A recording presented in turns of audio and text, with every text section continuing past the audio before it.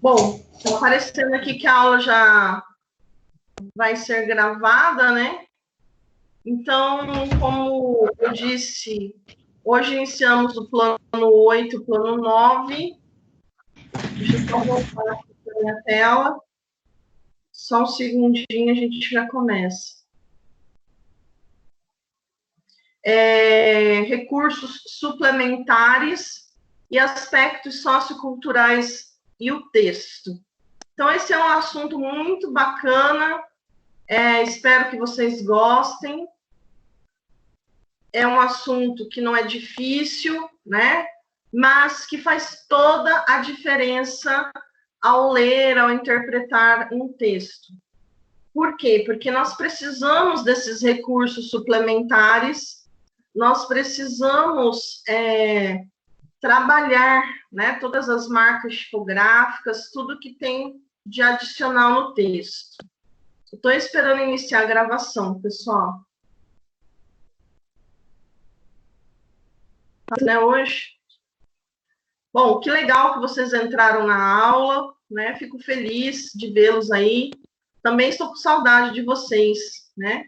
Vocês já estão com saudades da movimentação, né? Da sala de aula, da faculdade, dos amigos, mas ainda precisamos aguardar o andamento, né, da epidemia aí para retornarmos. Não fala se gravou, se não gravou, tô travada aqui. Alguém está vendo algum ícone de gravação? Ah, está gravando agora, tá bom?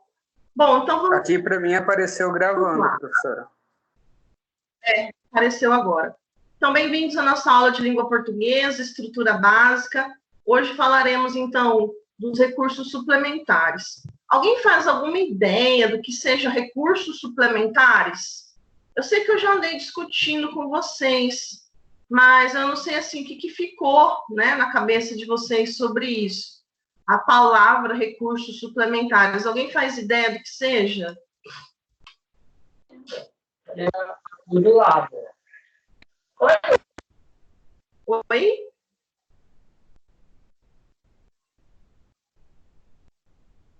Alguém lembra? Recursos suplementares em um texto. Então, vamos ver aqui. Relação entre texto e recursos suplementares. Ao ler um texto, espera-se que o leitor seja capaz de construir uma interpretação.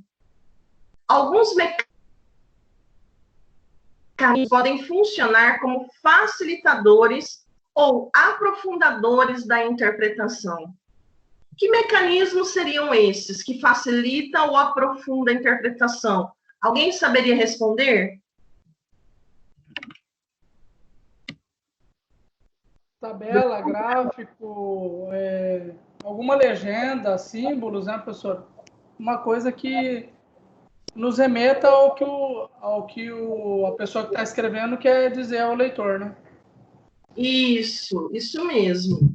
Então, você percebe que gráficos, tabelas, palavras em negrito, palavras em maiúscula, você percebe que elas são informações adicionais, né, ao texto. Nós temos aí, por exemplo, imagens, gráficos, tabelas, figuras, todas as palavras em negrito, maiúscula, palavras sublinhadas, palavras em itálico, palavras entre aspas. Pessoal, muda, Ainda mais porque você vai esperar seu pai chegar e socar a sua cara por causa daquilo lá, Vinícius. Eu fechei o portão. Você fechou o portão. Olha, a violência doméstica. Pessoal, estou ouvindo a conversa. Tira o mudo. Deixa eu ativar o mudo aqui, peraí.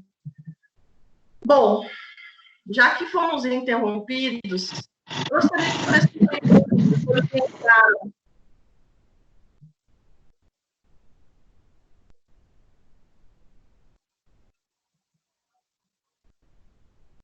Ok?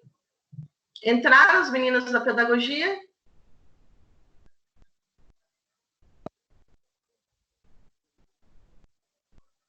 Professora,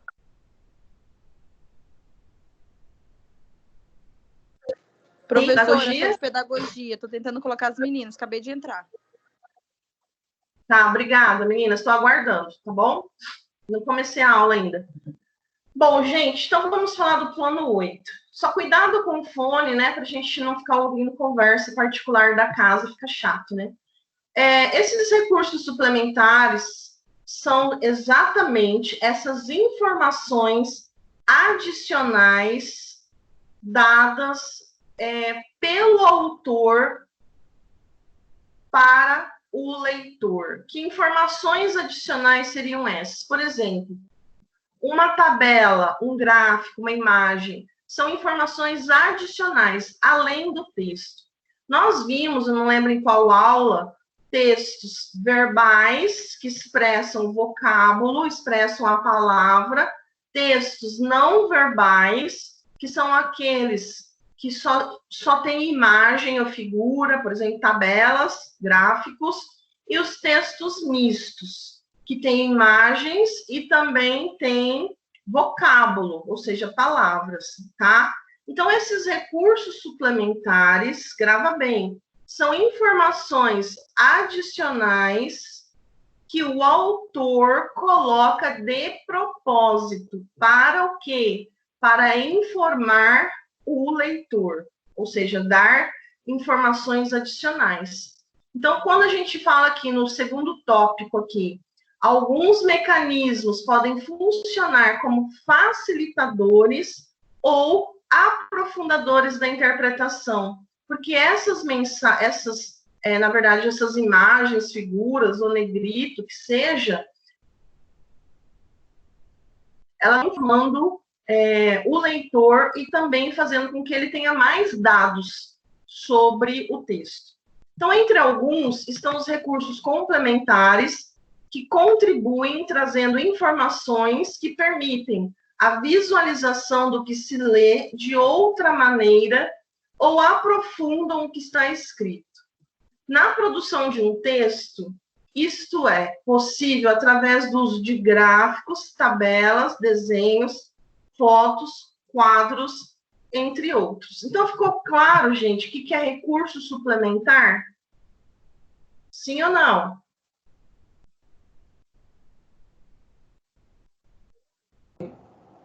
Sim, professora.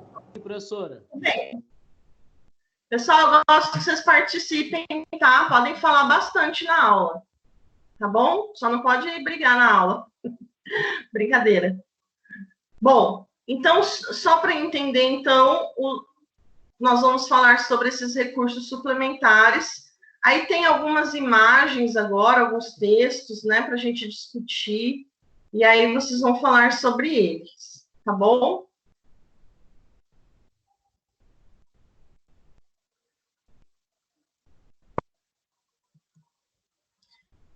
Bom, quando a gente vê, por exemplo, marcas tipográficas, né? Olha lá. Podemos encontrar nos textos uma variedade de elementos não verbais capazes... Deixa eu voltar aqui, só para vocês... Eu já ia passar para o texto. Aí. Esses elementos, por exemplo, eles são chamados de marcas tipográficas também. Então, o que seriam essas marcas tipográficas? São números, símbolos, caracteres especiais, por exemplo, palavras em negrito, itálico, são as palavras estrangeiras, por exemplo, palavras em latim, nós colocamos em itálico, palavras em inglês, nós colocamos em itálico, palavras sublinhadas e caixa alta. Caixa alta tem que ter muito cuidado, porque ela expressa agressividade. Quando você escreve um texto em caixa alta, o que é caixa alta? Letra maiúscula. Significa que você está gritando a pessoa. Oi? Posso dar minha contribuição na área tipográfica? Pode. Eu trabalho, comecei em tipografia em 1989. Minha família tem gráfica na cidade, na época era tipografia. Então, explicar para ele o que é itálico. Itálico é a letra mais tombada, deitadinha, né? Caixa alta é letra maiúscula E negrito é a letra mais gordinha. Pronto, dei minha contribuição. Obrigada. E a divisão do texto em títulos e subtítulos também é importante. Gráficos e tabelas, como já falamos, fotografias, desenhos e outras ilustrações. Por que isso é uma marca tipográfica, gente? Porque, como que eu vou dizer? O autor do texto não tem a obrigação de escrever, aliás, de colocar essas informações adicionais. Ele não precisa. O que o autor tem que fazer? Escrever um texto corrido. Quando ele coloca um negrito, uma palavra sublinhada, uma palavra em caixa alta, ele está colocando de propósito para chamar a atenção do leitor. Quando ele coloca uma imagem, ele coloca uma tabela, ele está colocando de propósito para dar informações adicionais ao leitor, tá? Então, isso que tem que ficar bem claro. A obrigação do autor é escrever o texto. Agora, se ele coloca entre aspas, se ele coloca em negrito, sublinhado, coloca ali um gráfico, ele já colocou informações adicionais ao leitor, tá bom? Aí nós temos essa imagem, eu gostaria que vocês me falassem, ela está em outro idioma. Fala o que aí? O que está falando nessa imagem? Que leitura você faz?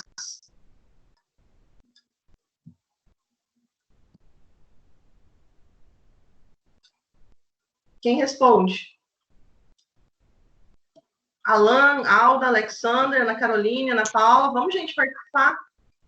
A logomarca da Coca-Cola, professora. É Coca-Cola Diet. Coca-Cola ainda Diet. Olha o Giovanni, que abusado. Gente, como é que o Giovanni chegou a essa conclusão? Ele sabe esse idioma? Você sabe esse idioma, Giovanni? Não, senhora, por causa do logotipo. Por conta da logotipo, né? Por conta do tipo da escrita, do fundo. Parece que é um rótulo, né? De Coca-Cola, da marca, né? Registrada como Coca-Cola. E a gente chega a essa conclusão por essas marcas, né? Registradas pelas bolinhas ali, olha, pela cor, né? O design da Coca-Cola. Então, ao olharmos a gravura acima, por exemplo, descobrimos rapidamente do que se trata o texto. Embora não reconheçamos diretamente os signos, ou seja, a língua, né, que o constituem. No processo de compreensão da gravura, nos baseamos em nosso conhecimento de mundo, na associação com propagandas semelhante em nossa língua, nos recursos gráficos, como as listras e bolhas na parte inferior, nas cores e os numerais. Enfim, usamos as marcas tipográficas para ler esse texto. Concordam? E o próximo? Pode falar. As marcas tipográficas, elas servem também para chamar mais a atenção do leitor. Por exemplo, quando você está falando sobre um texto, aí você faz alguma citação, aí ela está em negrito. Então, o leitor ele vai pesquisar sobre o que está entre parênteses, sobre o que está em negrito, sobre os pontos e os tópicos que nele estão influenciados. Então, eu acho que elas também servem como passar um certo interesse ao leitor. Isso, parabéns, Pedro. Isso mesmo. Agora nós temos um segundo texto aí. Então, assim como no texto anterior, o texto abaixo não contém signos comuns à nossa língua portuguesa. Mesmo assim, será que você consegue descobrir do que se trata esse texto? Gomas de menta. Gomas de menta. Como é que você chegou a essa conclusão? Está em japonês, Pedro. É porque eu morei um tempo na China, professora. Aí, brincadeira, no Japão. Não, por conta do pacotinho que está na mão dele, né? E lá no pacotinho aparece a balinha, tipo, as gominhas. por conta da cor também, né? O tipo do pacote. Nós temos aí o laranjado e o vermelho, né? Provavelmente laranja e morango. E lá no final, olha o que está atrás, no fundo. Então, isso que eu ia falar para a senhora. Então fala. Professor, Oi, Bruna. eu tô nos dados móveis e minha internet tá acabando. Eu não vou conseguir assistir toda a aula, tá bom? Tá, depois você assiste a aula gravada, tá bom? Tá bom, obrigada. Tchau. Pessoal, então olha ali. Nós temos, o Pedro estava descrevendo a imagem lá no fundo. Pode falar, Pedro. Essa imagem, ela descreve assim, tipo, o homem usando essa goma de menta, a mulher, tipo assim, vai ficar toda com ele quando ele falar, porque vai sair um bafo melhor, né? Porque geralmente tem caras que chegam perto de garotas, as garotas nem querem que ele fique perto, porque tem um bafo complicado. Ou não, né? Ou não. Eu já vejo o contrário, Pedro. Ele tinha o bafo e ela desmaiou. Né? Aí o japonês oferece a solução. Ah, é verdade. Solução para o bafo. Verdade. Eu não tinha prestado atenção. Bala o seu bafo que a mulher chegou a desmaiar. Tá bom? Professora. Pessoal, oi, pode falar. Tem uma diferença muito grande entre logomarca e logotipo. O logotipo é tipo a Coca-Cola. A logotipo é tipo a Coca-Cola, a Disney, é a forma que se escreve. É uma escrita própria.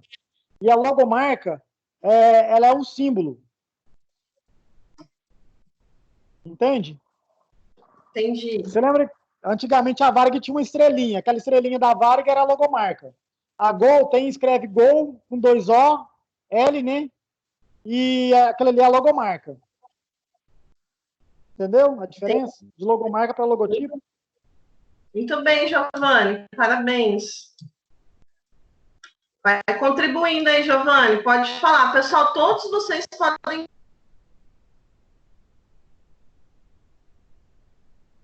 falar, ok? Quero ouvir vocês. Cadê as meninas da pedagogia? Conseguiram entrar?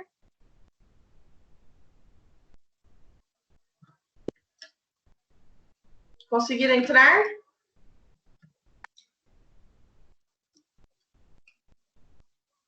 Bom, gente, nós temos um outro texto aí, vamos analisar. As gravuras do texto abaixo, associadas à identificação das palavras cognatas e repetidas, por exemplo, public e toilet, nos permitem inferir facilmente o significado global do texto. Observe-o atentamente e descubra a mensagem contida no texto. Bom, o texto está lá em japonês, está em inglês, nós não sabemos essa língua. Nós só sabemos língua portuguesa. Então, olha lá, pelas imagens, o que você deduz que seja o que trate, né, o texto? Sobre o que é esse texto? Quem ajuda aí a leitura das imagens? Pessoal da pedagogia, só um pouquinho. Entraram as meninas da pedagogia? O Flávio, né, que é o líder. Flávio, você tem o telefone da pedagogia para enviar para elas? Professora, deixa eu te falar uma coisa. A Marcela Messias não está conseguindo entrar e eu não estou conseguindo adicionar ela. Parece que ela não está na reunião. No grupo, sabe? Deixa eu ver aqui, Marcela. Marcela Messias da Silva. Flávio, faz um favor para mim. Manda o link do e-mail para alguém da pedagogia, para o líder. O líder é a Maísa. Ela não está com a lista, não estava na lista de presença. Exatamente, foi isso que eu vi. Eu digitei, tá vendo a lista aqui na minha mão? Ontem à noite eu digitei todo mundo. Só que tinha uns alunos que não tinham e-mail, mas a Marcela nem na lista tá. Eu vi tá? Flávio, socorre aí, por favor. Manda o link do e-mail para a pedagogia, por Coloquei o favor. link aqui no chat, pede para alguém passar.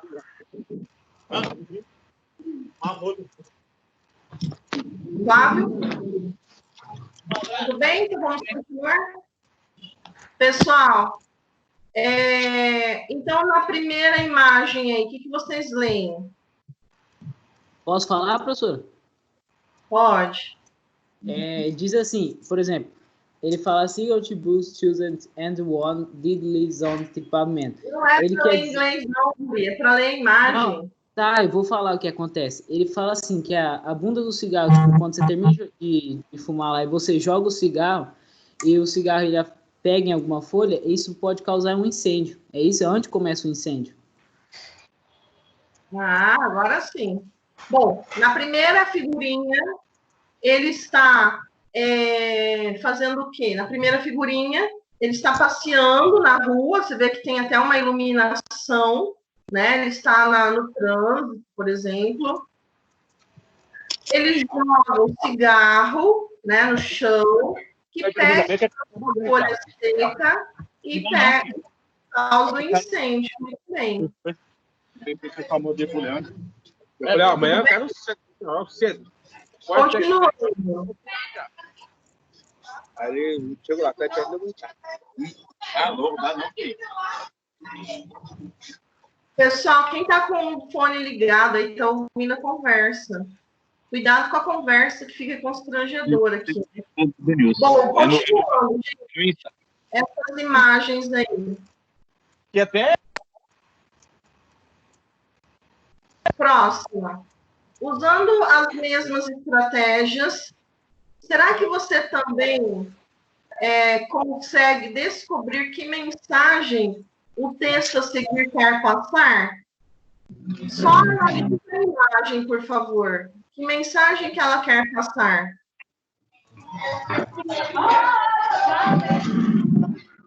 Fernando, microfone. Bom, gente, que imagem que ela quer passar? Fala para mim. Acidentes atribuídos pelo tabaco. Acidente de trânsito, é o Rafael que falou? Não, Pedro. Pedro, acidente de trânsito. Professora, ocasionado por morte por acidente de trânsito. Oi, Rafael. Oi, Rafael. Falhou a ligação, falhou a conexão. Gente, continuando então. Mortes, né? Alguém falou aí morte por acidente de trânsito. Vocês sabiam, agora eu vou fazer uma pergunta para vocês. Vocês sabiam que o cigarro causa acidente de trânsito? Vocês já pararam para imaginar? O Flávio estava falando. Flávio. Então cortou a conexão. Oi, Flávio.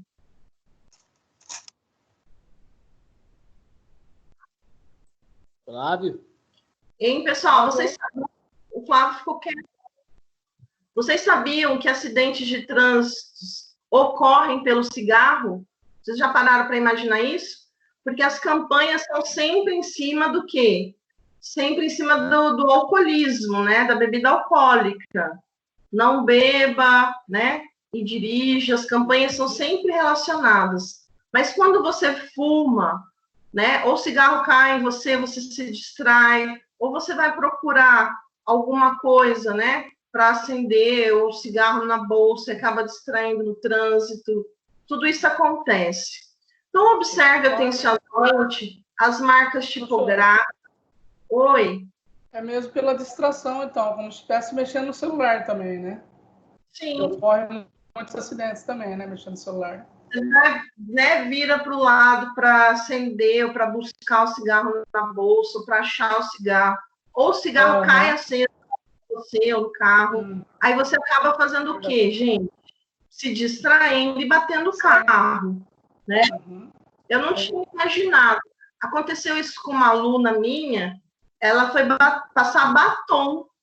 Ela foi procurar o batom na bolsa para passar e ela bateu. Por quê? Porque se distraiu, né? Então, olha lá, você consegue perceber, agora eu vou fazer duas perguntas para vocês, presta atenção. Você consegue perceber alguma relação entre este texto e o anterior, das folhas lá, do verdinho? Ambos abordam os mesmos temas, sob as mesmas perspectivas? Sim, professora. Sim, por quê? Porque no texto anterior ele fala dos cuidados do que acontece quando você joga um cigarro tipo em um monte de folha seca, pode pegar fogo, pode causar um acidente. E no texto que foi postado agora, fala que muitos acidentes de trânsito são causados pelo cigarro, porque a pessoa sai da atenção, muitas das vezes não vê o que está fazendo, e isso aí causa muitos outros problemas, diversos problemas. Concordam com Pedro? Concordam com Pedro? Sim. Sim. Então, tá. Parabéns, Pedro. Os dois abordam o cigarro, né, o tabaco, e também que o tabaco causa acidentes. Ou acidente de queimar plantações, né, ou acidentes de trânsito. Aí nós temos um outro texto. As marcas tipográficas. Sobre o que se trata esse texto? Quero saber qual é o assunto do texto. Pode falar. Não está aparecendo, a tela está branca. Espera aí que eu vou voltar. Professora? Oi. Seria assim, o cigarro representando independência, liberdade, algo assim? Isso, perfeito. Por que você chegou a essa conclusão? Pelo fato de ter o avião ali atrás, que representa liberdade, e a expressão dela de sorriso, estar feliz em estar fumando. Isso. Primeiro que era uma época em que mulher, né, não podia trabalhar. Então ela já conseguiu essa permissão das forças aéreas, né? Depois o cigarro expressa essa liberdade, porque ela está muito feliz, né? Essa liberdade. Você vê, estou tentando voltar o texto aqui. Você vê que há uma propaganda de cigarro, porque é uma carteira de cigarro embaixo, né? E as mulheres, na independência da mulher, um período que a mulher ela tem essa independência, agora ela pode até fumar, né? Então é como se fosse chique. Então você vê que é uma propaganda antiga, bem antiga, provavelmente da década de 40, e você vê que o cigarro, né? Fuma quem é feliz, que mais? Alguém gostaria de finalizar a análise?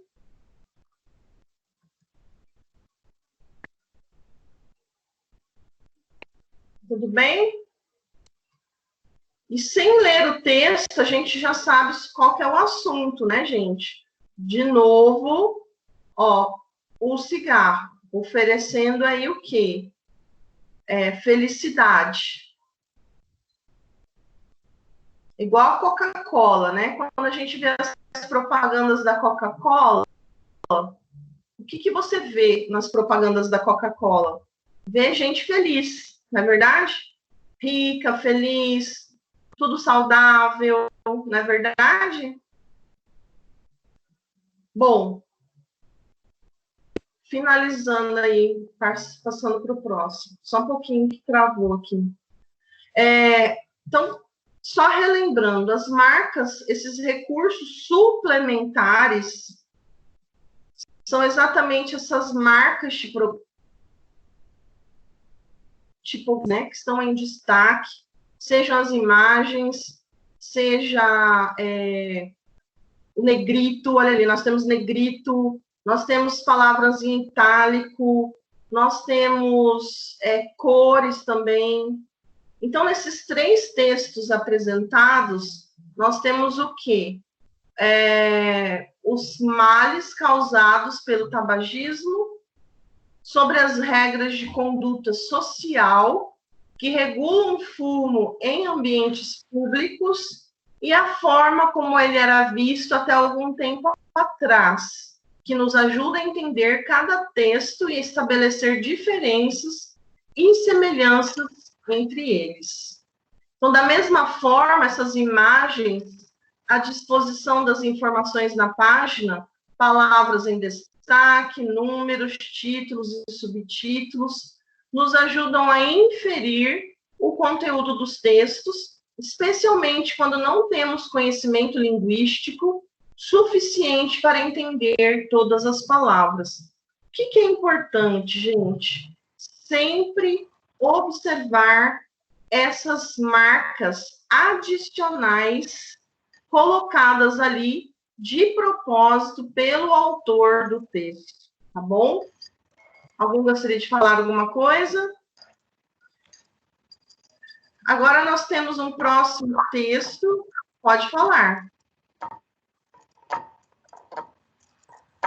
Nós temos um próximo texto, Rafael, está fazendo um barulho. Baseando-se no seu conhecimento prévio e nas marcas tipográficas, você é capaz de ler esse próximo texto? Sim, professor. Pode falar. Essa eu vou deixar para o meu amigo Conrad. Conrad quer falar, professor. Conrad, está aí?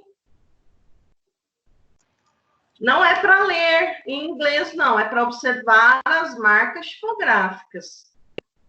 Gente, o que você observa nessa marca? Professora, ele, tipo assim, fala assim, dança e seja feliz. Tipo, dançar é ser feliz. É mais ou menos isso que a imagem transmite. Por exemplo, você tem aí fala iTunes, música e fone. Tipo, tenha a música em seus telefones e seja feliz, por exemplo, isso. Tá falando sobre o telefone, né? Que o telefone, ele transmite música, agora você pode ouvir música por meio do seu telefone, não é verdade?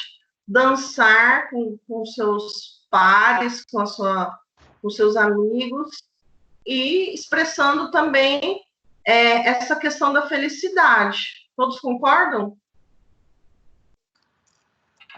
Sim ou não? Sim. E a figura também expressa o sentido de liberdade, né?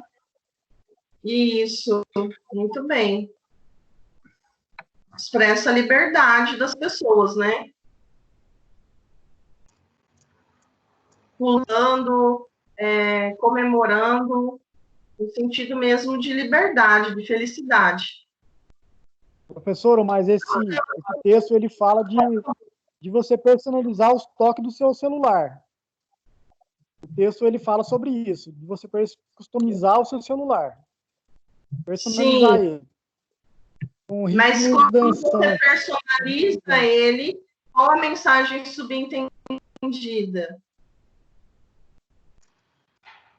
Tá certo, é isso mesmo. Isso. Bom, agora o próximo. Giovanni, já que você está aí, fala para nós do próximo. Não é para ler em inglês, hein, Giovanni?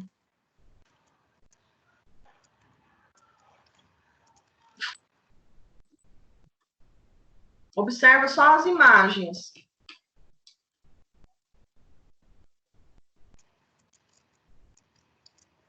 Lá em cima do lado. Provavelmente a mulher.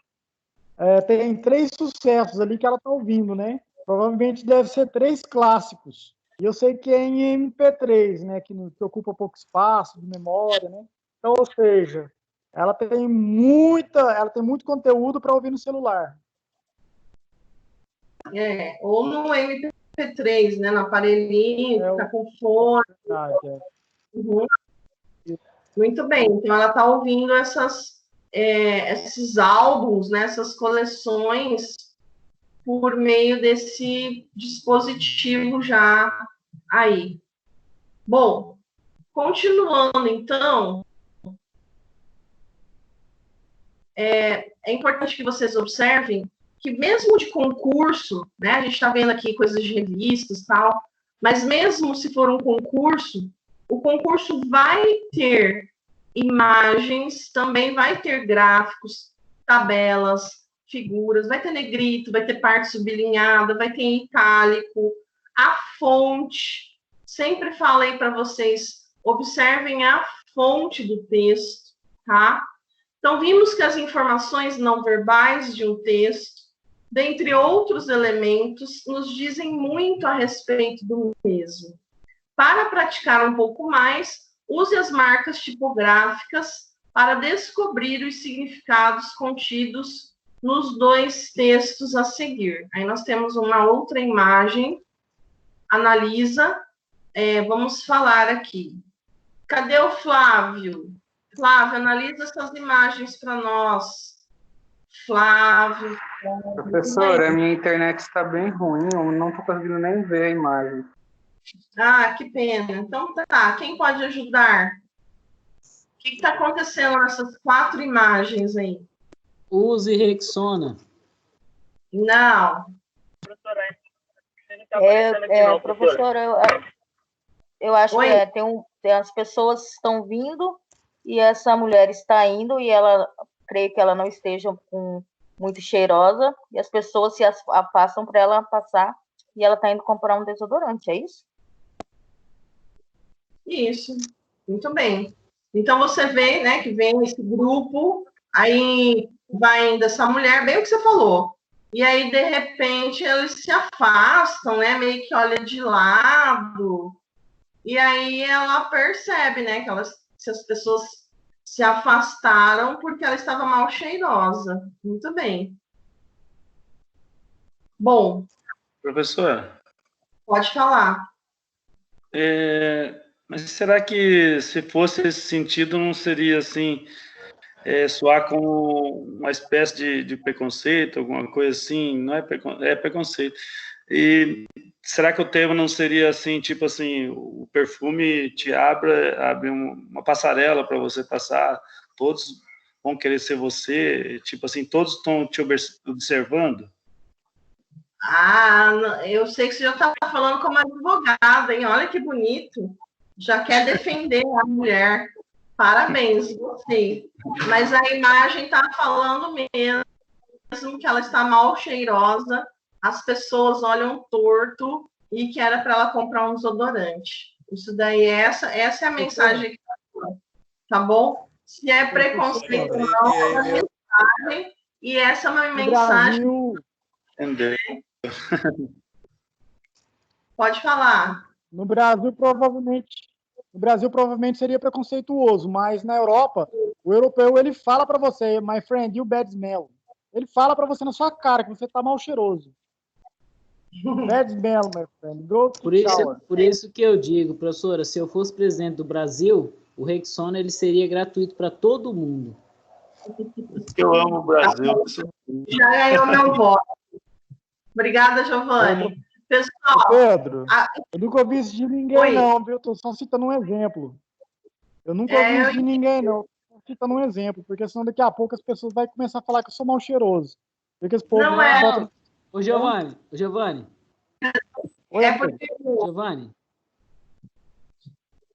Oi. Eu não tentei passar esse pensamento, não.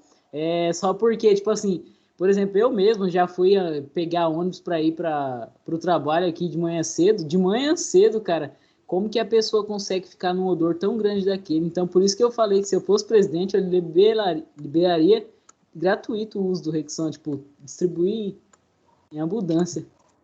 Tá certo. Vamos voltar à aula. Pessoal, agora, então, nós terminamos o item 8, que são dos recursos suplementares, tá? Das marcas tipográficas. Então, é importante que vocês pensem sempre. O autor tem que escrever um texto corrido. Se tiver alguma palavra em negrito, itálico, figura, imagem, tabela, né? Isso foi colocado de forma adicional para dar, né, esse suporte à leitura. É uma informação a mais que o autor coloca ali para o leitor, tá bom? Agora começamos o item 9, plano 9, plano de aula número 9, aspectos socioculturais e o texto. Quando a gente fala em aspectos, né, a gente pensa em características, em tópicos, algo que tenha que ser abordado, e sócio, a gente fala de sociedade, de social, do convívio do ser humano em sociedade, e cultural. Cultural, cada povo, cada sociedade, cada comunidade, cada família tem sua cultura. Então, a palavra cultura é uma palavra muito ampla, porque cada pessoa ela tem um olhar diferente do outro, né? A sua família tem uma cultura familiar diferente da do vizinho, que é diferente das outras casas, das outras pessoas. Porém, eles têm uma cultura da comunidade, da cidade, né? Do bairro, do estado, do país. Então, quando a gente fala em palavra cultura, é uma palavra muito ampla. Oi? Oi? Bom, continuando. Então, para qualquer tipo de leitura e consequente interpretação sobre determinado texto, é fundamental que o leitor tenha a preocupação de considerar aspectos que muitas vezes estão fora do texto, mas que são extremamente importantes para a elaboração de uma boa compreensão. O que seriam esses aspectos, né, que estão fora do texto? Então, quando a gente dizer assim, pessoal, vou ativar o mudo aqui. Cuida do microfone de vocês, senão toda hora tem que parar a aula para ativar o mudo. Então, assim, quando a gente fala em aspectos socioculturais, né, que estão fora do texto, o que seria isso? O seu conhecimento de mundo, sua leitura prévia, né? O que o texto fala sobre, o que você já leu sobre. É muito importante... Professora, oi? Igual aconteceu com a senhora no mestrado. Com a menina lá que sabia do autor e a senhora não sabia a palavra, né? A palavra Heidegger. É essa mesmo. Né? Fui ativar o mudo e o slide pulou. Isso mesmo. Então, assim, só para vocês terem uma ideia, gente, quando a gente fala em aspectos que estão fora do texto, não é nada assim do além. Por quê? Porque todo examinador, toda pessoa que faz a prova, seja de concurso, ela precisa fazer a questão da prova, aquela questão daquela prova, ela precisa que esteja ali, tá? Então, quando a gente fala assim, quando a gente fala, observe a questão, leia 3 vezes, né? Por quê? Porque a resposta vai estar por ali, tá bom? Então, são esses aspectos que estão fora do texto. São esse conhecimento prévio de mundo, são suas leituras, tem vários nomes para isso, bagagem cultural, bagagem intelectual, mas resumindo, são suas leituras prévias que são acumuladas na sua memória, arquivadas na sua memória, e quando você precisa, né, falar sobre, estudar sobre, ou responder um exercício sobre aquele assunto, você puxa tudo que você tem na memória sobre isso. Então, é fundamental saber quem escreve e de que maneira a sua escrita se relaciona com aspectos socioculturais. Sempre quando se ensina literatura, não sei se vocês já tiveram literatura no ensino médio, o professor ensina um pouquinho da vida do autor, né? Não sei se vocês lembram, a vida e a obra, a vida e as obras daquele autor. Então, a gente faz uma breve retrospectiva da vida, né, no sentido histórico mesmo. Em que ano ele nasceu e ele morreu? Por que eu quero saber o ano que o autor nasceu e o ano que ele morreu? Para saber em que período ele viveu. Período histórico, período cultural, econômico, político, tá? Então, esses aspectos que aconteciam na sociedade naquele momento, se houve guerra, né? Se houve peste, se houve fome, que período ele viveu na história? Por que eu preciso saber disso? Porque o período que o autor viveu influencia na sua escrita. Se a gente pegar aí, por exemplo, a Constituição Federal de 1988, ainda não tinha internet no ano de 1988. Não tinha internet. A internet foi chegar no Brasil para a classe B, C, no ano de 1996, tá? Antes, tinha internet para o Ministério da Defesa, lá na década de 70, para as pessoas que eram muito ricas, que iam lá nos Estados Unidos comprar esses equipamentos e trazer para o Brasil, na década de 80, para os muito ricos, mas para a classe B e os demais, chegou em 96, tá? Foi em Tocantins, né? Foi em Tocantins, né, professora? O primeiro base de internet que chegou, não foi? Tocantins, eu não sei o estado. Eu só sei que existe uma diferença de termo, né? Quem nasce antes de 96, a gente fala que é imigrante digital. Eu nasci antes de 96, então eu tenho dificuldades, né, com alguns aplicativos, eu tenho algumas limitações.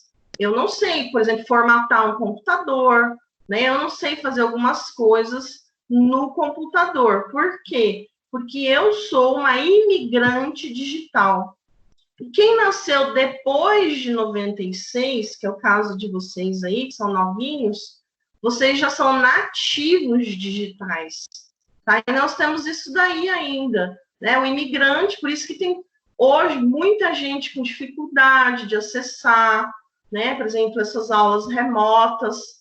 Por quê? Porque elas têm ainda dificuldade, né, na cultura, né, de digitar, né, de acessar, de fazer download, de, sei lá, qualquer aplicativo, que são os imigrantes digitais. Então, a gente se vira, mas o nativo digital, ele já nasce sabendo, praticamente. Eu brinco, né, falo que os novinhos já têm um chip na mamadeira, porque é tão novinho, já sabe formatar, já sabe sabe fazer tudo. Não é verdade? Você é imigrante também, professora. Imigrante, eu sei bem. Eu sei bem. Curioso, não. Pela idade, né, gente? Sim. Bom, continuando. Tá mentindo a idade para mim, né, Conde? Falou que tinha 20. 96 para cá, vai ter mais de 20, hein? 25 anos. Bom, entretanto, já há alguns anos tem se dado importância aos aspectos étnico-raciais e à cultura afro-brasileira relacionados ao texto. Gente, nós vamos falar um pouco desse movimento étnico-racial, porque o plano de aula pede, né, o plano de aula 9, se vocês lerem o plano de aula 9, está falando ali para a gente falar sobre isso. O pessoal da pedagogia já ouviu falar das leis de diretrizes e bases da educação. É uma lei, tá? Feita, promulgada por advogados, né, por juristas, mas para o pessoal da educação. Então, a Lei de Diretrizes e Bases de 1996, ela foi escrita direcionando todos os aspectos da educação, desde educação infantil, fundamental, médio, superior. E dentro dessa lei tem um artigo que fala que precisa discutir a cultura afro-brasileira nas escolas, todas as escolas, inclusive do ensino superior. Nós vamos falar bastante sobre essa lei, se não me engano, no plano 10, tá? Na aula que vem, na sexta-feira que vem, nós vamos falar dessa lei em específico e dessa relação, né, dentro da educação, tá bom? Então, essa relação é fundamental para reafirmar a identidade da cultura afro-brasileira através da publicação de textos que desviam o foco da rotina, dos hábitos, das crenças do branco e passam a dar força ao movimento que busca expor os aspectos culturais e sociais desse grupo cultural brasileiro. Então, só para vocês terem uma ideia, vamos fazer uma retrospectiva muito rápida aqui, porque não é aula de história, é aula de língua portuguesa, mas o plano pede para a gente discutir sobre isso, né? Então vamos discutir. No Brasil, o Brasil foi colonizado por volta de 1500, certo? Pergunto para vocês, quem morava no Brasil no ano de 1500? Quem é bom de história aí? Índios. Índios e os escravos. Registrado? Como assim registrado? Tinha cartório naquela época? Gente, os índios nativos, perfeito. Os índios nativos estavam belos e formosos e chega a quem no Brasil? Os portugueses cheios de coronavírus. Os portugueses colonos, né? Colonizadores que vieram aqui colonizar. Oi? A senhora concorda quando fala que quando os portugueses vieram para o Brasil, eles pegaram o ouro? A senhora concorda que o ouro era do índio, então? Essa pergunta é difícil, não. Concordo. Portugueses colonos daquele período do ano de 1500, né, até mais ou menos 1800 e pouco, 1870, 80, quando declararam a independência, eles extraíam o que nós tínhamos de melhor, né? Seja os minérios, ouro, seja a madeira, as plantas, né? Cultivavam, plantavam aqui. Então, eles levavam... Isso é o nosso Brasil colônia, né? Então, a gente tem o pré-colônia, tem o movimento colonial, que é o Brasil colônia, que é esse Brasil aí de 1500, né? Até 1800 e pouco. Bom, voltando na aula. Nós temos... A respeito da colonização do Brasil... A respeito da colonização do Brasil, tem um pequeno equívoco que o Brasil, quando ele foi descoberto, ele demorou 3 anos para ser explorado. Eles não tinham descoberto ainda o ouro, eles levavam só para o Brasil. Aí, como os índios recusavam ser escravizados, eles começaram a pegar os escravos, né, trazer os escravos para o Brasil, para poder cortar madeira. E depois foi barganhando com os índios, e o Brasil só virou colônia de Portugal porque a Espanha tinha interesse em assumir aqui, só por isso. Verdade, Giovanni. Obrigada pela contribuição. Bom, gente, e aí então os brancos colonos chegam, né? E como o Giovanni acabou de dizer, precisavam de mão de obra para desmatar, né? Carregar peso, para construir, para plantar, e eles trouxeram os negros. É interessante vocês saberem que os negros, eles já foram escravizados lá na África. Por quê? Porque havia brigas entre as tribos.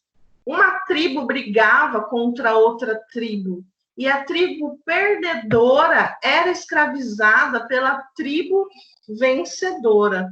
E a tribo vencedora escravizava e vendia, tá? Então, é assim que os negros escravizados vieram parar no Brasil. Eles foram vendidos pelos seus próprios pares, né? Digamos assim, pela outra tribo que queria, então, ganhar dinheiro, queria conquistar território, tá?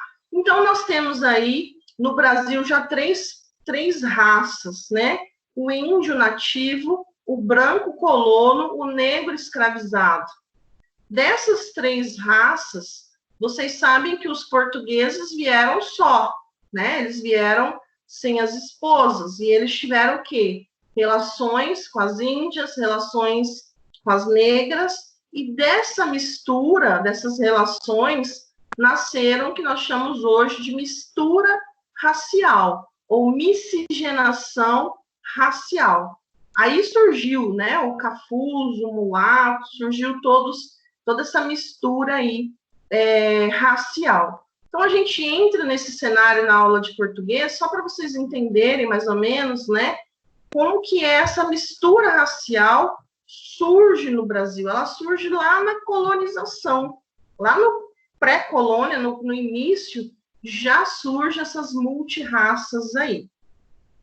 E lembrando, né, que essas multirraças, o índio, o negro e a mistura racial sempre foi discriminada, sempre foi menos favorecida, sempre foi os pobres e oprimidos.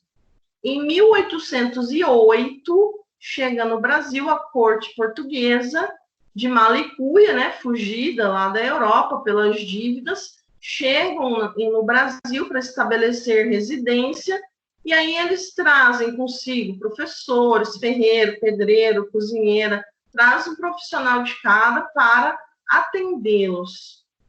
Só para vocês terem uma ideia, somente no ano de 1836 foi construída a primeira escola no Brasil.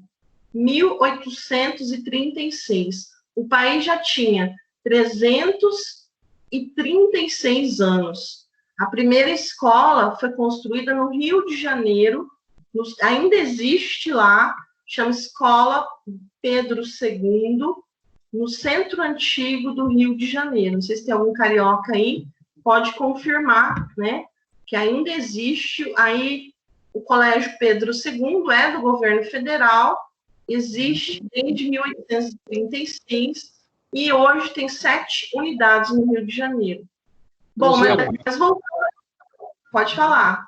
Essa época aí foi quando Dom Pedro II, Dom Pedro II, Dom Pedro I, se eu não me lembro, ele passou em Porto Nacional, no Tocantins, e ao lado da igreja, que hoje ela está praticamente para entrar para 2 séculos já, fizeram uma casa só para ele dormir uma noite, a senhora acredita?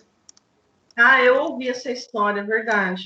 Então, e a cama que construíram lá para ele, embaixo da cama, era como se fosse um túnel, aí ficava cheio de soldado dormindo embaixo e ele em cima. E eu não tenho foto lá, mas eu passei lá no lugar deles lá, é muito chique, hein, professora? A senhora vê uma estrutura muito legal para os dias de hoje. Que legal. Boa contribuição. Bom, gente, então a gente tem esse cenário aí, um cenário de discriminação, e por que virou lei, né? A gente vai falar isso na próxima aula, sobre essa lei. A aula que vem a gente vai falar especificamente dessas leis. Mas só para vocês terem uma ideia, é porque tudo é muito recente. A LDB, que é a Lei de Diretrizes e Bação, ela é de 96. 96, tem 24 anos. Somente 24 anos que foi solicitado que se falasse sobre. Hoje, ainda nós temos o racismo no Brasil, ainda nós temos o preconceito no Brasil, ainda tem discriminação no Brasil, e por isso que os professores precisam falar sobre isso nas suas aulas, tá bom? Então, vamos falar um pouco sobre isso agora, quando o slide passar. Bom, nós temos aqui a questão da variação linguística, que a gente já falou sobre variação linguística, acho que foi lá no tema 2 ou 3. Variação linguística, então, é essa complexidade de dialetos, de línguas, né, que surgem dentro do Brasil. O português falado no Brasil, ele é bem diferente do pessoal do Sul, como o pessoal do Norte, pessoal do Sudeste, do Centro-Oeste. A gente já falou bastante sobre isso, né? Então, ele apresenta uma complexidade com a qual nos deparamos a todo momento. Ele varia em função do local do país onde o falante nasceu ou viveu, da escolaridade do falante, da geração, né? E também da idade. Nós falamos, né, a questão da idade, na aula passada, para um jovem de 10, 12 anos fala diferente de alguém de 40. Ou vocês que têm 18, 19 falam diferente, né, de alguém que tem 60. Então, esse conjunto de fatores que tornam uma língua gramaticalmente plural, o que será explorado pelas questões dessa sessão. Vamos falar um pouquinho dessa pluralidade, né, com um dos maiores escritores brasileiros. Ele nasceu e morreu no Rio de Janeiro, que é o Machado de Assis. Por quê? Inclusive, o plano de aula traz, né, o Machado de Assis como referência. Foi ele que fundou a Academia de Letras no Brasil. Ele, olha lá, foi um escritor brasileiro considerado por muitos críticos, estudiosos, escritores e leitores, um dos maiores nomes, né, se não o maior nome da literatura do Brasil. Escreveu em praticamente todos os gêneros textuais, literários, sendo poeta, romancista, cronista, dramaturgo, contista, folhetinista, jornalista e crítico literário. Então, quando a gente fala sobre, por exemplo, escravidão no Brasil, nós precisamos falar sobre Machado de Assis. Machado de Assis, ele viveu nesse período, olha lá o período que ele nasceu, né, 1839, e morreu logo um pouco após a independência do país. Ele vivenciou esse período, né, ele vivenciou até mesmo a abolição da escravatura. Nós temos aqui, então, esse período em que ele vive. Indo direto para o assunto da obra dele, ele relata, né, em algumas obras, esse período. Ele era mulato, né, ele era filho de negro, e nós temos aí, já vinha dessa mistura racial, e o Machado de Assis, ele tinha essa relação particular com a escravidão e o racismo devido ao seu pai, né? Então, o primeiro e o famoso capítulo 68 de Memórias Póstumas de Brás Cubas, eu acredito que muitos de vocês tiveram que ler esse livro, pelo menos metade da sala, acredito que teve que ler, né, para o vestibular ou no ensino médio, porque Memórias Póstumas de Brás Cubas fazia parte da lista de livros que nós tínhamos que ler para o vestibular. Ele escreveu também O Vergalho, perdão, falei errado. Em Memórias Póstumas de Brás Cubas, o personagem Vergalho, em que o antigo escravo alforriado de Brás Cubas, Prudêncio, é flagrado por ele castigando violentamente um outro negro publicamente, açoitando-o com um vergalho. A postura de Prudêncio, mesmo alforriado diante de seu antigo senhor, é a de completa submissão, chamando-o de nhonhô, e cessando os castigos, a pedido deste respondendo. Então, Prudêncio era um ex-escravo, então liberto, mas ele sendo liberto, ele tinha um outro escravo em que ele tinha posse e açoitava e maltratava.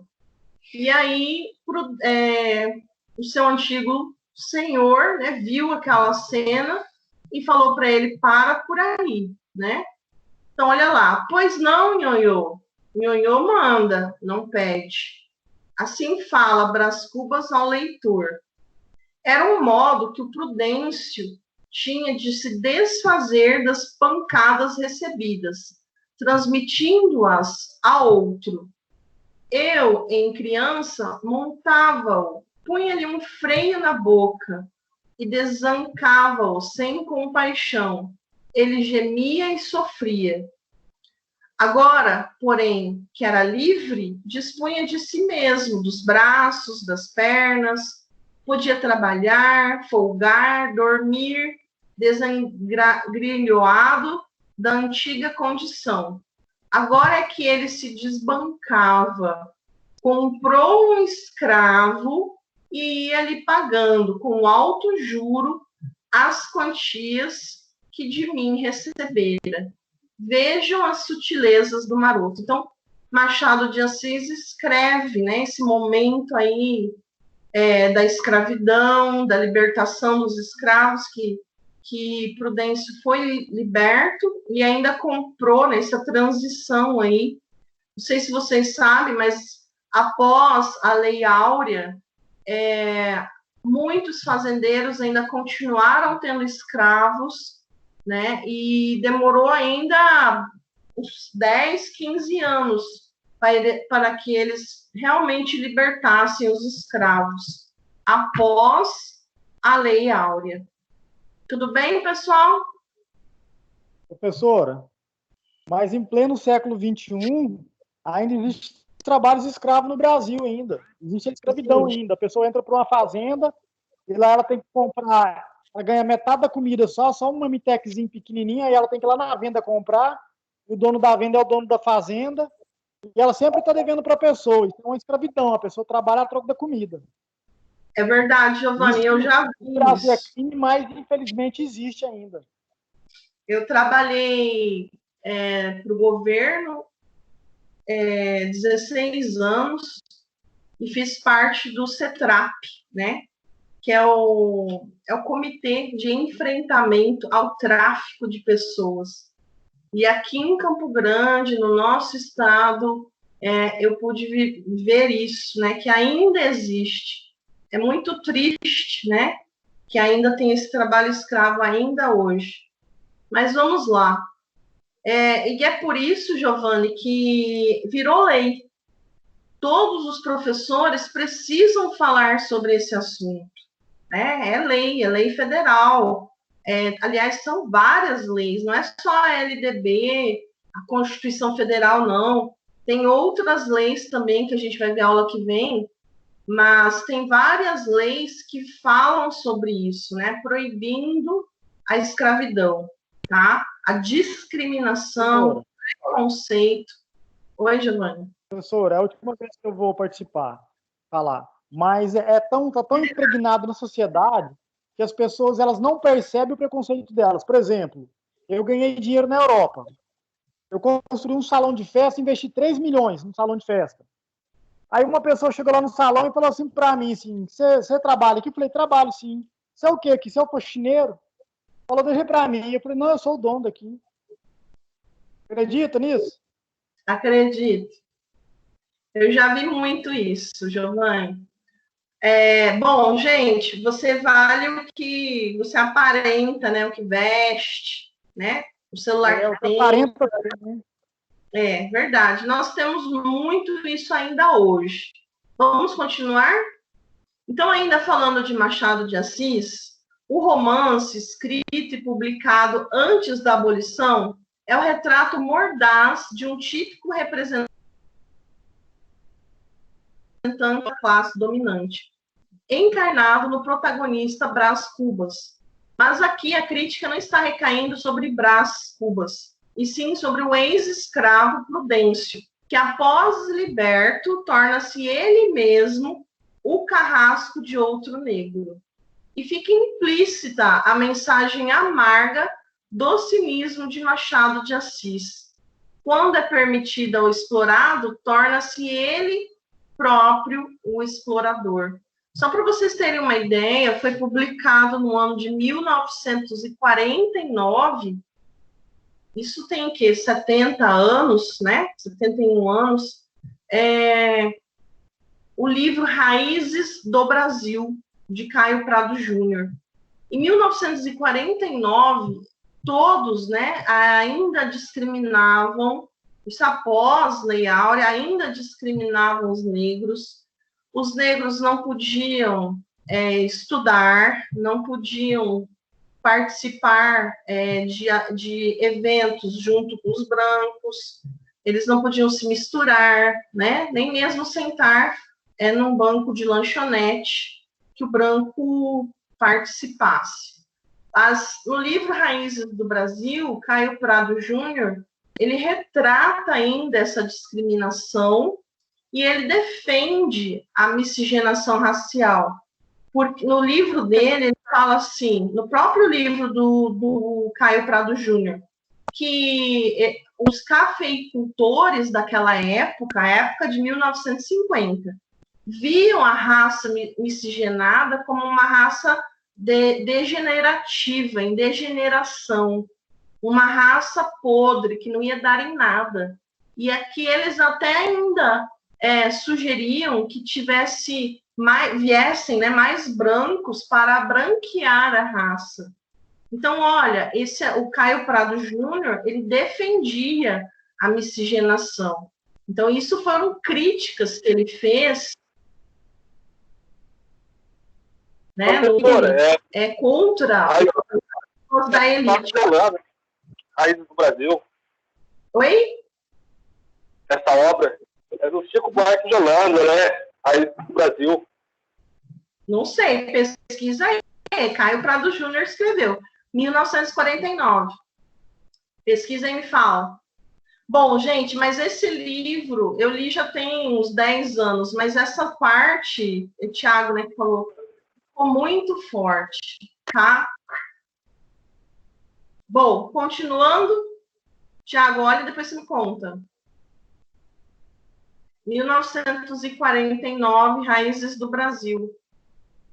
E olha o autor Caio Prado Júnior, ele também escreveu vários livros criticando o pensamento racista da época.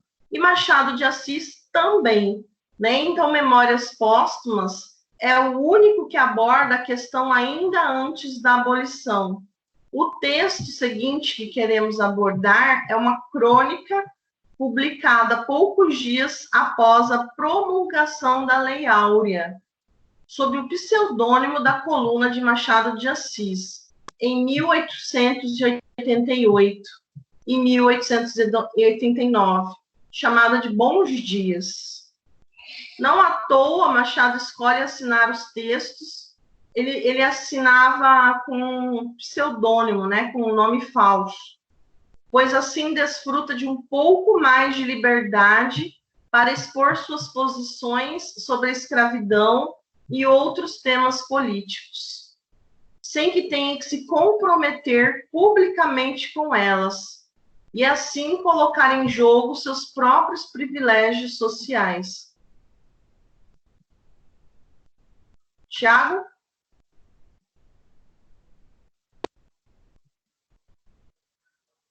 Machado de Assis mostra de forma aguda como a abolição da escravidão no Brasil foi um jogo de cena, uma mudança para não mudar nada, mantendo os negros na mesma condição social. Os outros dois textos são contos pós-abolição assinados pelo autor, que esses dois textos em azul, que é o caso da Vara, de 1891, e Pai contra Mãe, de 1898, também de Machado de Assis. Então, no primeiro texto, que é o caso da Vara, vou só falar um pedacinho dele. Damião, um jovem seminarista, foge, abrigando-se na casa de Sinhá Rita, a quem pede para convencer seu pai de que ele possa não retornar ao seminário. Então, Damião foge e se apieda de Lucrécia, uma criança negra de apenas 11 anos, que é escrava de Sinhá Rita e se ocupa de fazer bordados. O outro conto, mais contundente, já é o Pai contra a Mãe, em que Machado trata o ofício de capturar escravos foragidos. Então, ainda tinha, né, essa captura aí, muitos escravos fugiam, eles montavam seus quilombos. Eu vou ler só um trechinho também, que fala Cândido Neves. O autor não poupa-se ironia nem nos nomes das personagens. Então, Cândido Neves era um personagem. Se vê desempregado e com a esposa grávida. Se não arrumar dinheiro, terá que levar seu filho para a roda dos enjeitados, onde se abandonavam as crianças para o cuidado do orfanato, perdendo a criança. Consegue capturar uma escrava foragida que lhe renderá uma boa recompensa. Mas a escrava desesperada implora que a deixe ir. Ela fugiu porque estava grávida. Então, assim, Cândido Neves, ele precisava arrumar dinheiro, captura uma escrava, né? E ainda nessa situação. Aí diz a Cândido: se Vossa Senhoria tem algum filho, peço-lhe pelo amor dele que me solte. Cândido, ao arrastá-la pelas ruas, gritava à escrava capturada: você é que tem culpa. Quem lhe manda fazer filhos e fugir depois? Após a entrega a seu dono, pelo medo e esforço, a mulher aborta. Então, Cândido salva o seu filho. Com a narrativa, Machado mostra brilhantemente a diferença do destino de um branco livre, mesmo que pobre, e uma mulher negra escravizada, quando enfrentam o mesmo problema. Então, vocês percebem aqui essa questão, né? E aí, para terminar, Machado de Assis, a gente fala aqui, então, que os negros escravizados no Brasil, eles não eram de todos submissos, como o Machado de Assis coloca. Eles criaram milhares de quilombos, perdão. Eles criaram milhares de quilombos, eles fugiram, né? Eles lutaram, mataram senhores e resistiram sempre.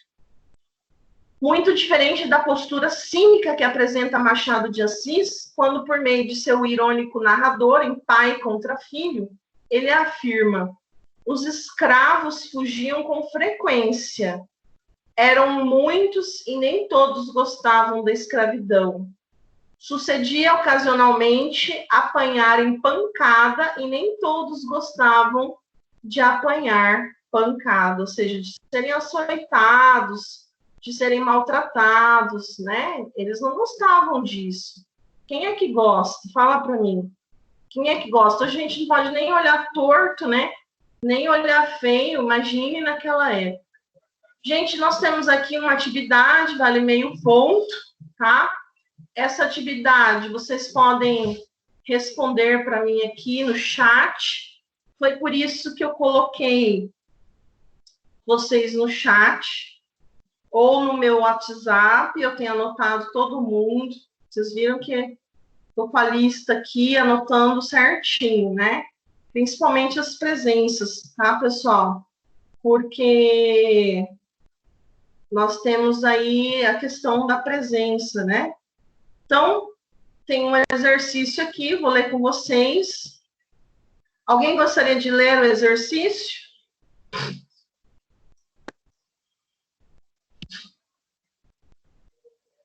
Alguém gostaria de ler o texto? Então, eu vou ler para vocês. Irerê, meu passarinho do sertão do Cariri. Irerê, meu companheiro. Cadê Viola? Cadê meu bem? Cadê Maria? Ai, triste sorte do violeiro cantador. Ah, sem a viola em que cantavam o seu amor. Ah, seu assobio é tua flauta de irerê, que tua flauta do sertão quando assobia. Ah, a gente sofre sem querer. Ah, teu canto chega lá no fundo do sertão. Ah, como uma brisa amolecendo o coração. Ah. Irerê, solta teu canto. Canta mais, para lembrar o Cariri. Então, Giovanni, você está lendo aí embaixo? Nesses versos, há uma exaltação do sertão do Cariri. Sim, estou lendo, professora. Lê para mim aí que tem uma tarja bem aqui em cima. A exaltação do sertão do Cariri é linguisticamente apoiada no A. Agora vamos responder. Vou dar um minutinho para vocês enviarem no chat, enquanto Professor, Oi? Eu estou na rua, deixa eu só falar em vez de eu escrever. Não, você vai falar? Manda no meu WhatsApp depois, então. Tá, eu mando depois.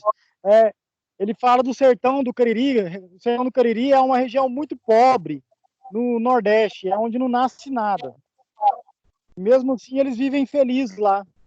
Ele relata o lugar que ele vive e ele sente falta da esposa, da viola, de tudo. Ele sente falta do lugar. Professora, volta lá para me ver a pergunta. Qual que é a pergunta mesmo? Só um pouquinho. É que tem uma tarja da gravação. Tem uma tarja da gravação bem na frente. E aí eu não consigo ler a pergunta. Por isso que eu preciso de ajuda para o Giovanni. Espera que eu estou voltando. Quer que leia, professora? Só um pouquinho. Pessoal, não mexe no slide, não, senão vai desligar. Quem está com o controle aí? Não mexe, não. Sibeli, você está mexendo. Sibeli. Você está mexendo no slide. Aí. Professora, eu não estava. Eu nem cliquei. Aparece o nome que você mexeu. Aí. Eu estava no chat. Tá. Não, é que aparece o nome de quem mexe no slide. Pessoal, nesses versos há uma exaltação ao sertão do Cariri, uma ambientação linguisticamente apoiada no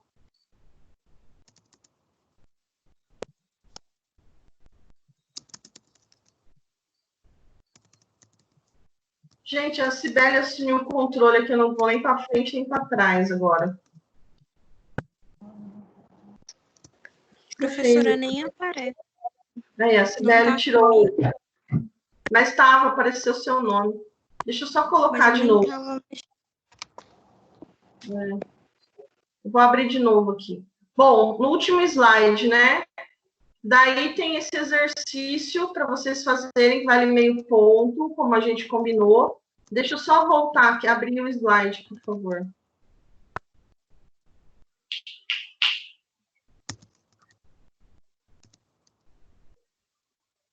Ô, Pedro. Professor, é para mandar a resposta no chat? Isso, é só. Pedro, manda para o Giovanni depois desse exercício aí para mim no Zap, tem como? Beleza. Fazer um favor? Beleza. Pode ser? Valeu, obrigado. Por nada. Pessoal, não sai da sala, eu preciso fazer a chamada, eu vou bater foto. Avisa lá, Flávio, por favor, que eu vou bater foto. Quem tá com...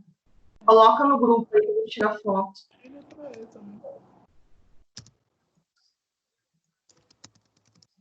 Só tô abrindo o slide de novo para vocês fazerem a atividade que vale nota, tá bom?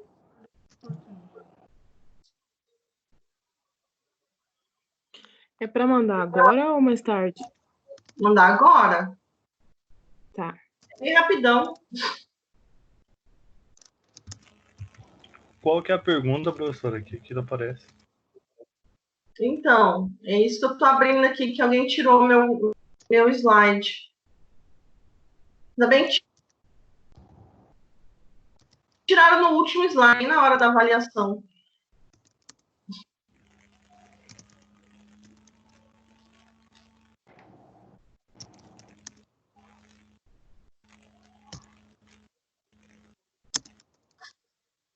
Bom, pessoal, enquanto abre, eu vou tirando foto aqui da chamada.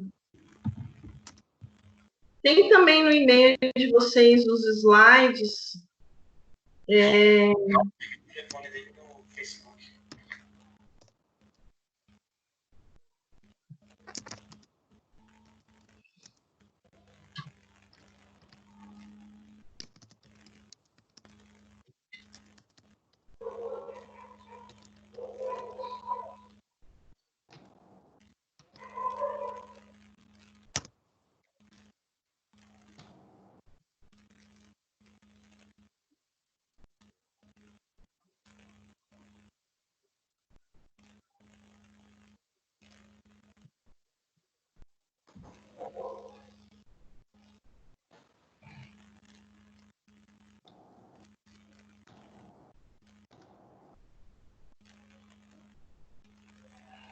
Quem que é o Fiat Enzo, pessoal? Precisa me falar o nome. Senão vai ficar com falta.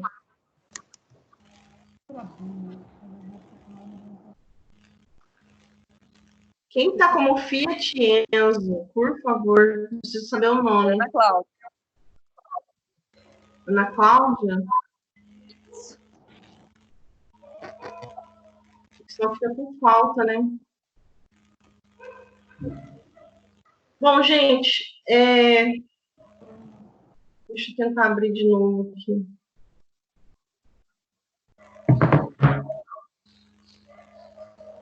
Só um pouquinho que eu não terminei a chamada ainda. Vou tentando abrir o slide.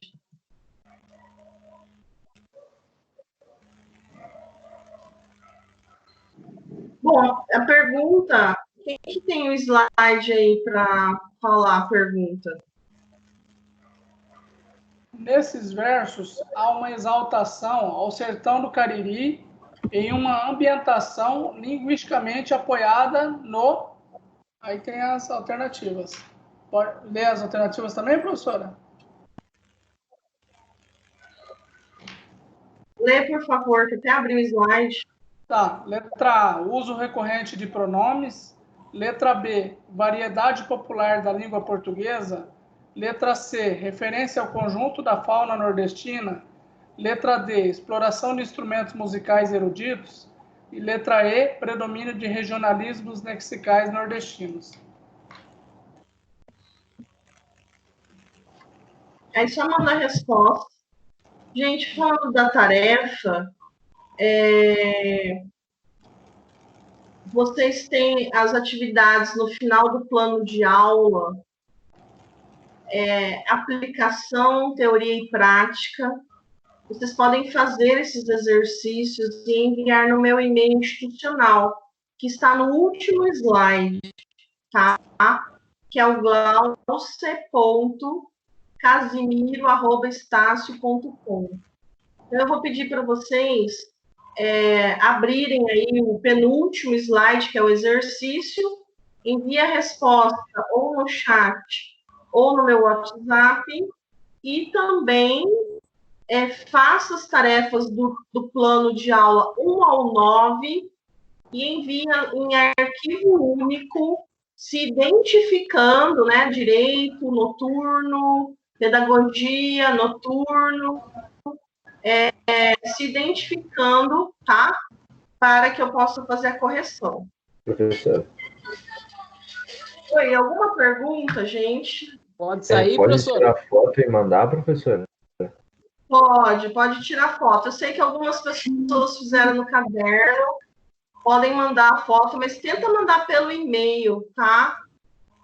Porque pelo WhatsApp fica muito ruim. Até mesmo para ler, né? Fica muito pequeno. Tranquilo, obrigado. Se alguém tem mais alguma pergunta, vou encerrar a aula. Essa resposta a gente pode mandar aqui no chat mesmo.